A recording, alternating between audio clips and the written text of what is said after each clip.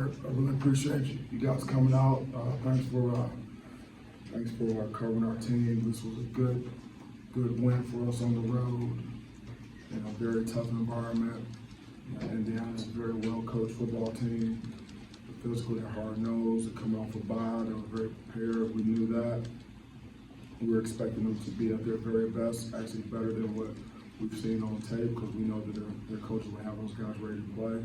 We knew that we would have to match that intensity and exceed that in order to get the win on the road. And I was very proud of our squad, our coaching staff, and our entire organization, the way everyone held it together and continued to chop wood, and really just throughout the game just kept pushing, never flinching, and found a way to get the win, which is the most important thing. Turnovers were huge for us in the game. Defense was playing hard, and holding them to low numbers. And then our offense, really did some things in the second half. We started playing complementary football, and that's why we were able to get it done. That was very, very proud of our team. Very proud to get the brass platoon back, because it's important to us to get that trophy back. Our guys were asking about it after the game. They want to know where is it. I said, they're going to bring it to us. Don't worry. We'll get it when we got it. And we'll take it back to East Lansing where it belongs. We got a bye. And so we'll rest up. We got some things we need to fix and correct. We'll do that. And we'll get ready for the next one, which we all know what that way is. Well, the offense has been so productive this year, and you've leaned on them a lot. You talk about that defense today multiple times, kind of in tough spots, holding the field goals, and then late forcing some turnovers. Just talk about how important they were today. It was huge, because defense has been playing hard all year, and we just need to tighten some things up. And we're seeing improvement from our defense. Steady improvement as we've gone and played against some very tough opponents. And to hold people to field goal attempts is huge. To get takeaways, to score on defense. If you score on defense, you're going to win 90% of your games. And the guys are just, it's a tough, hard-nosed group of guys, and they play regardless of the situation. They don't blink and they continue to play, and that's what you have to do on defense. You have to have that mentality. It's like, hey, just put the ball down and let's play.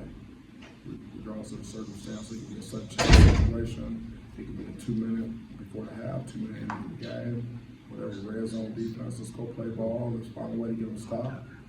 Get the ball back to our offense, and that's what you saw today.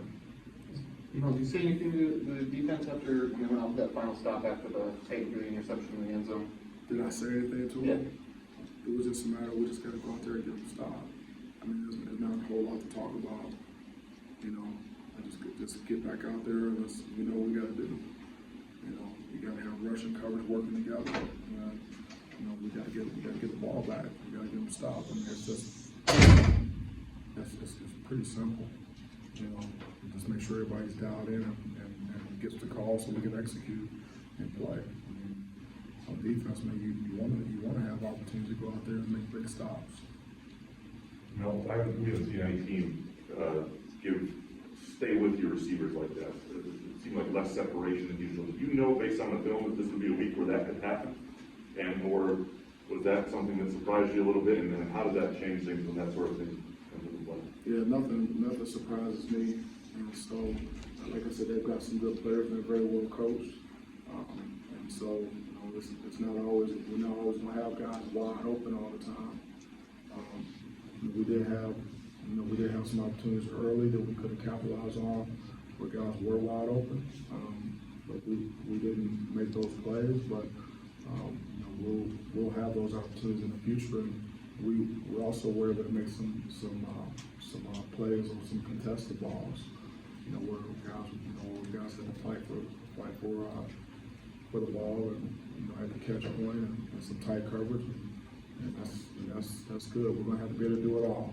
Man, zone, whatever, tight coverage, loose coverage. It doesn't matter. We just gotta keep finding a way to move the chains and get it done. It was a good experience for us on the road. You guys won a lot of different ways this year. Sometimes it's looked really good. Sometimes it's been more of a rock fight like this. I'm wondering if there is a trait for you that you think sort of prevails throughout all of those that you've noticed that this team has, that you like late or you trust in these games? Yeah, well, we talked about it before. Our guys will not flinch, and they're going to keep chopping wood, and they're going to keep playing hard, and keep playing the next play. The most important thing is the next play. Trust the process. You know, do your job. You know, keep playing, play hard, be faithful, play as a team. You know, and that's what we've been doing. And this is not the first time that we've done that. I mean, you know, pretty much almost every game this year, this season has been some form of that. Maybe the score may have the end score may have been like a larger margin, but you know, a lot of times when these games are tight, you know, they're tight. You know, going into the second, third quarter, fourth quarter, and you know, we expect them to be like that. I think you can get yourself into trouble when you think that you're just gonna, you know, it's always gonna be like it's gonna be easy, because it's not going to be. You know, we can make things easier on ourselves, and we execute better, and we can cut down on the penalties that we have, but it's tough. Like I told the guys I told the offense at halftime, like, look, we're not going to wait on one play. We're not going to wait on an 80-yard pass or a 90-yard run. That's not what this is going. That's not what this is going to be about. If that happens, it happens. But that's not what this game is all about. This game is about grinding it out, executing every play, and taking what the defense gives you, taking what's there, and possessing the ball and moving the chains and doing whatever it takes. And you know, sometimes it looks like that. You know, it's Big Ten football. Mel, can you talk about your reaction when you saw Peyton make that catch on the sidelines? What was my reaction? Yeah. I can't remember what my reaction was. I mean, there wasn't. Like, did I jump up in the air? Or Like, mentally, I was going through your head seeing your quarterback make that play. Yeah. I don't know if you believe me, but I'm just kind of like, hey, like, all right, that's a catch. You know, that's a catch. All right, let's go. Move the chains. I mean, that's kind of how I look at those things. I mean, it's not really anything more than that for me. You know, in the moment, it's always about what's next. You know, so, but I mean, obviously that was a heck of a play. Good play call, good execution. And we're just trying to get a first down, move the chains, and keep going. Well, with Kenneth getting shut down early in the game and the line kind of leaking a little bit, what did they? I mean, without looking at the tape, I know that's probably what you're going to go to, but. You know, what was it? Just an attitude adjustment that they needed to? Because it seemed like there was a lot of hard yards for him in that second half. Yeah, I mean, it's going to be a lot more hard yards as we go. You know, so it's going to be like that. And the guys continue to keep working and keep chopping. I need to look at the film before I can start saying specifically what happened. I know what I'm hearing on the headsets. I know what I'm seeing, you know, out on the field. And there's not a whole heck of a lot of a difference between like a successful play and a play that's not successful. It's like sometimes it's a very small margin, and when we turn on the tape, we're going to see that. I'm sure we're going to see that because that's what it looked like, and that's what I was hearing on the headsets. Is, you know, one block here, one assignment there. But we're also going to give, you know, Indiana credit. They're well coached and have some good players, and they play good defense. You know, I mean, you come off of a bye and rest it up. I mean, we expected them to be on fire and have some answers. You know. You got time for a couple more? Mel, the bootlegs in the second half and the misdirection, was that a design to try to use their pursuit against them, try to loosen it up a little? And we do have some move the pocket, schemes, and we use, as part of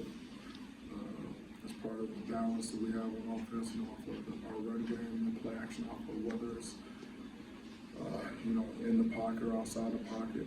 And that's part of our offense. We use those, consistently, throughout the season. That's part of what we do.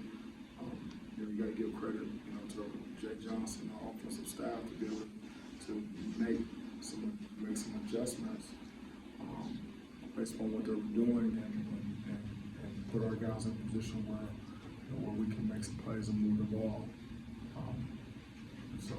That's our offense. I like our offense. I like our scheme. I like our approach because it forces defenses to defend a lot of different things. Where it's inside run, outside run, zone plays, gap plays, drop back, hard play action, move the pocket stuff, wildcat, whatever, some of the exotic smash mouth plays that we run. And then we have weapons, we got tight ends, we got backs, we got receivers, and so, but it, comes down to execution as well. But we have some things that we can go to. We have some tools, we have some plays, some things we can go to as answers to what we see. Chester Kimbrough with the corner blitz. And I think that's the second big play for you guys in a critical situation. What do you see on that play, and how important was that, obviously? Yeah, that's huge. When you can, we bring guys. We bring guys from the secondary, and we bring linebackers, and your pressures, complement your base defense, and so it's a good call, by Scotty, and then execution by Chaz, and making the plays that are there. And that's part of our scheme is to be able to bring some guys, and you can create one-on-ones when you do that. In the run game and the pass game, and if you happen to come free, don't miss the layup. No, I'm good. I was gonna ask about the penalties. I was gonna ask about the penalties, because you mentioned that. In particular, you have a bye week, go get into a rivalry game with emotion. How much do you spend over the next 2 weeks trying to dial that back a little bit while still keeping the edge? Yeah, we're just going to clean up the penalties. Like you have foolish penalties and you have aggressive penalties. The foolish penalties you just have to eliminate. That's just discipline and focus. And then the aggressive penalties you clean up with technique. And we'll coach those things off the tape. A lot of those are learning experiences. But in terms of aggressiveness and being physical and having our edge, that's, I don't know how to play football any other way. Especially in this league, we have to clean up. We have to eliminate the foolish penalties. They eliminate those, and we're going to take care of that. And then we'll, the aggressive penalties is just technique, and then sometimes there's judgments. Deals going on out there, which comes with the game. So. You should ask me how I thought about those penalties. I answer that a little bit better. All right. Thank you so much. Thank you.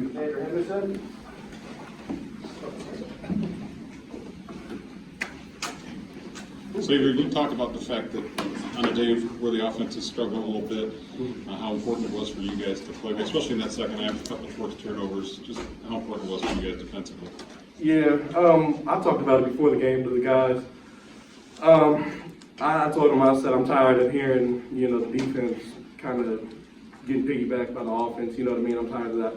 We got to come play our game. We got to dominate this game, and I think we did a great job. I think we had 3 turnovers, maybe 2. But I think we did a great job, and the dude stepped up to the plate. But it's a team game, and the offense might have struggled a little bit. They did some things good though. But we're all going to watch the film and get better. Xavier, did you read that shovel pass right away, or did you know that was coming? Yeah, a little bit. They run it a decent amount. I didn't know it was coming, but I keep the tight end the whole way, and I was right there for it. So the offense, they commit the interception, you guys kind of go for the win with and then pick in the end zone. What were you guys talking about coming back on the field? Because that was the chance to win the game yourself, whereas they had the chance. Yeah. Let's go do it again. You know, Chaz had got that strip fumble. Great call from Coach Hazelton. And we just wanted to go out there. We love being on the field. You know what I mean? And, I think they might have got a first down, and then one of those guys got to the quarterback, and it's just fun being out there. And we were grateful for the opportunity, for the challenge. Part of the difficulty when they're starting to throw downfield a lot, you guys got a few pass interference calls there. Is it tough to kind of stay focused through those? Are guys getting a little frustrated at times, or is it just part of the deal? Yeah, it is frustrating, but we talked, and I mean, it's not the ref's fault. They're just calling the game, you know. Probably one of the hardest jobs in America is being a ref. But we got to do a little bit better with our technique. But we talked before the game. Coach Tuck gave us a motto of so what, now what? And so that's what we said. That's what we stuck to. So what, we get a PI, now what we're going to do. And we did a good job keeping them out of the end zone for the most part. Almost held them to no touchdowns, but it was a good performance. Pretty gritty, I think. Hey, you mentioned about keeping them out of the end zone, those 3 field goal drives that you held them to in the first half. They got deep into your territory. What did you guys talk about one after another on that? Yeah, it's just winning, you know, when they get in the red zone, 1st and goal, you got to win 1st down, and then you got to win 2nd down, and then 3rd down, when they're getting close to that goal line, you really got to blow up. And I'm always out there, I'm yelling, come on, right now, you know what I mean, it's our time. And the D-line did a good job, and me, Angelo, filled in pretty well in the run. I remember they ran a wildcat, and we did good call by Coach Hazelton. So it's just, we like our back against the wall, and that's what we were doing. You guys have won with big plays offensively, and then you've managed to find ways to win against Nebraska. With obviously we know what happened, and then today when things just aren't going your way offensively, like 50-some yards in the first half. Was it safe for you guys to be at this point and have to be able to win in these various ways? Yeah, I think it shows a little bit of toughness, a little bit of how tough this team is, and we train hard. I don't know how hard compared to everybody else, but I know we train hard for a fact. And we put ourselves in stressful situations in practice, and it just shows you a little bit of character about the team. No win in the Big Ten is an easy win, you know. No win's an easy win, so we take them all. We don't take any of them for granted, and it's been fun. See, sorry. You're good. Xavier, I know you guys have the 24-hour rule, but now you're going into the bye. Yeah.